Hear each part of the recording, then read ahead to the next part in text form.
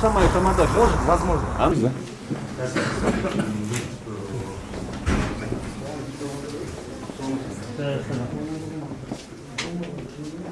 Не вот.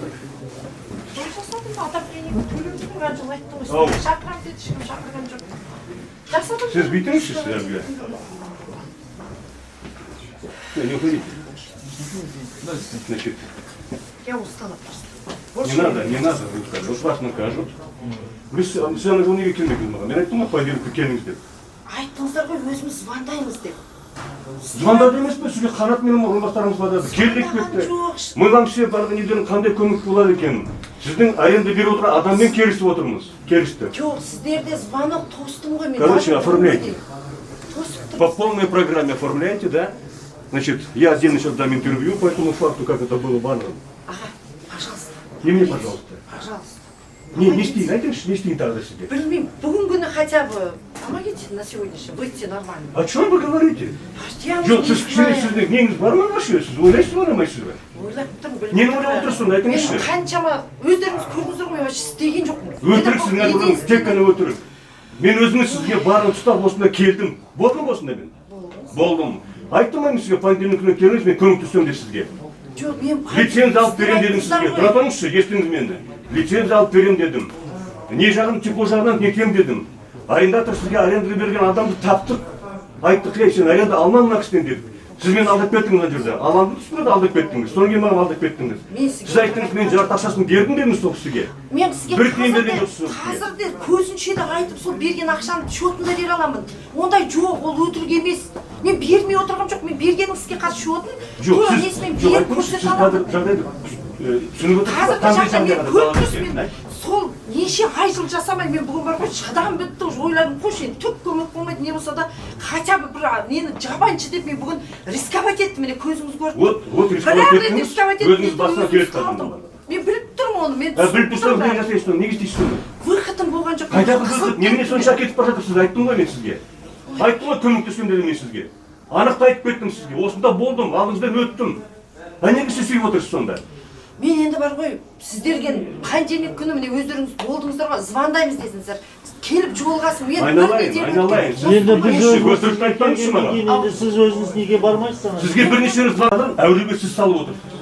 бүгінгі күн бар ғой міне нақты міне мен бүгін жасаған жоқпын біліп отырсыздар иә мен бүгін жасадым ол бәрі уже бар ғой ішінде уже адамның белгіленіп айтылып қойған болып тұр ғой енді әйтпесе мен вообще сіздер кеткеннен бері отырып айттым міне болады әне болады міне болады уже бар ғой Тұра тұрыңыз, әне болады, міне мен болады. оны сізге әлі барамын мен бармайын деп тұрған жоқ мен лицензия келістім ғой бәрі істегім келіп жүр мен оны қашып тұрғам жоқ Мынауыңыз ештеңеге жатпайды ма? Бүгін істеп отырғаныңыз? бүгін күні мен Бүгін істеп отырмыз, түсініп отырсаңыз, бұл жерде мен кінәлі оформляйте по полной программе. Смотрите, что еще. Сделайте опрос вообще, кто там, по гостям по всем, да? По гостям по всем. Кім келді екен? Мүмкін тағы да бір өзіміздің әлгі бір абыройы бар азаматтар мүмкін бар шығармында қазір. Ештеңеге қарамай келіп отыр тойға. Тойдың иесі кім сонда? бүгінгі көмектесші Со всех. А? бүгінгі көмектесіңізші Смотрите, что она говорит. Заңға келтірмейді, она меня просит, чтобы я нарушил все законы и принял ее положение ее. Пусть будет штрафы, мен Ештеңке болмайды, не то, что штраф будет. По просто полной программе. Мен айтып отырмын ғой, мен ана жолы келмесем. Ол неден басталды емес пе, алаңдан, помните, да? 1-2 сағат нетіп отырмыз. Содан кейін мен келдім. Оның алдынан бірінші рет звондадым. Уақыттарың қашан болады деп. Содан кейін өздеріңіз айттыңыз, бәленбай уақытым болады. Оның алдынан уақыттарыңыз келмеді. Келдім сол күні. Жалғыз артистермен. Содан кейін айттым сізге. Айналайын дедім. Түсініп отырмыз барлығын. Понедельник күні маған келіңіз, біз сізге жеңілдік тауып береміз дедім. Сол екі ортаның ішінде, 2-3 күннің ішінде сіз арендаға берген иесін таптық. Теплокоймен шештік. Кредит жағынан шешіп отырмыз нетейінде. Сіз оны білмейсіз енді. Білмесеңіз онда өзіңіз кінә боласыз.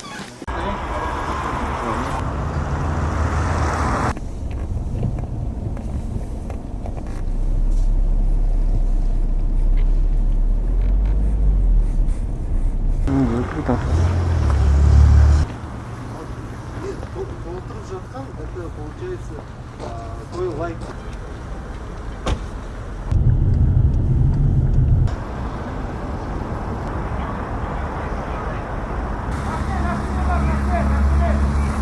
Бізге бір хабар түскеннен кейін көп тойханаларға барып тексергенбіз. Сол тойханалардың бірінде бүгін жабық түрде той өтіп жатыр.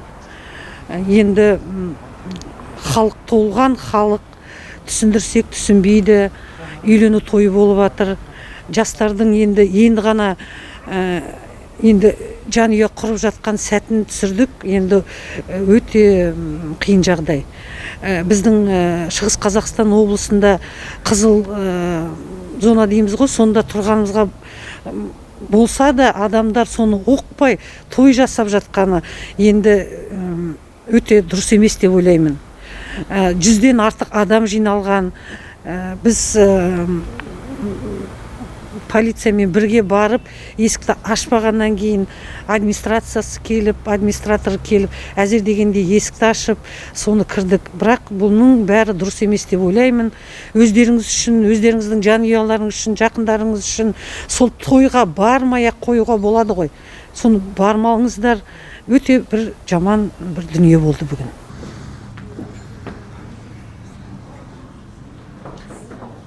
Сегодня в ходе рейда обнаружили в одном из ресторанов, можно сказать, да,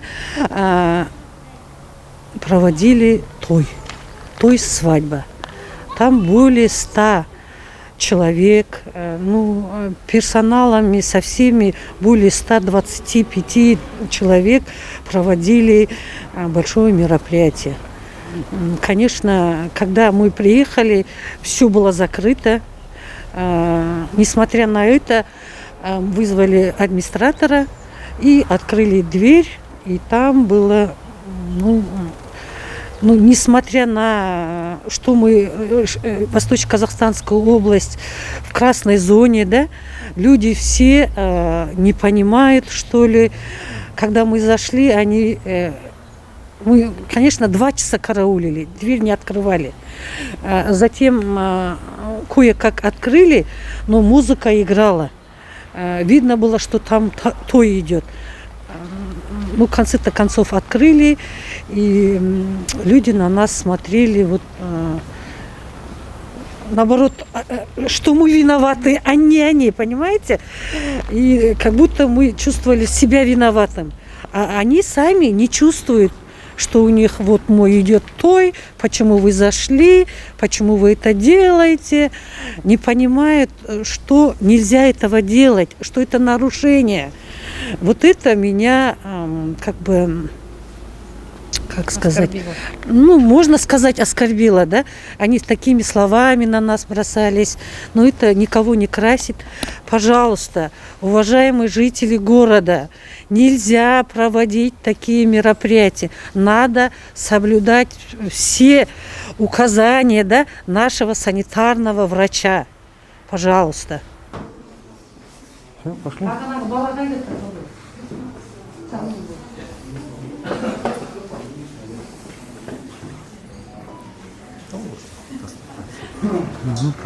Видеоға түсіріп, есікті кесіп, ішіне кіреді. Басқалай болмайды. Олай айтып отырғаныңыздың өзі дұрыс емес. Болмайды. Мен антикордонмын, нельзя даже говорить не стоит. Просто не стоит даже говорить. Өзіңіз ұят болады. Айтпай қойыңыз, лучше есікті ашсын, адам сияқты. Біздің сотрудниктар кіреді, кімнен түсініктеме алады, музыкант, тамада, оларға да ескерткен, сендер той нелер заказдарын алмаңдар. Өйткені індет болып жатыр. Тойлауға болмайды, жиналуға болмайды. Бірақ та олар алып жатыр ғой заказдар. Кафенің иесін, апай, есікті сізге береміз, есікті ашпаса кеседі. Онда ренжімеңіз. Онда санкциясы одан да өтен болады. Удалось это загрузить?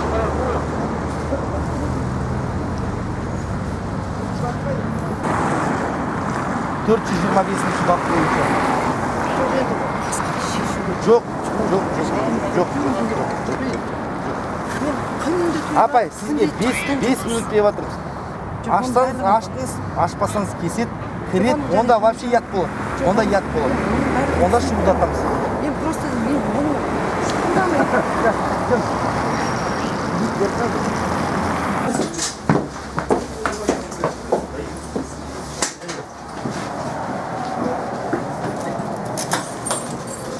Деген толған.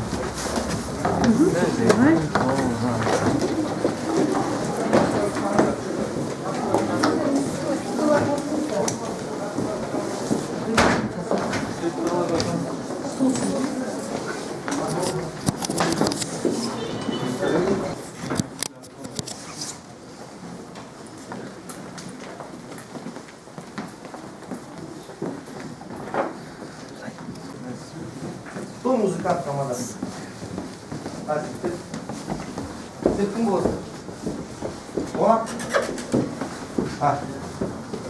Жігіттер? Айтпайсыңдар ма?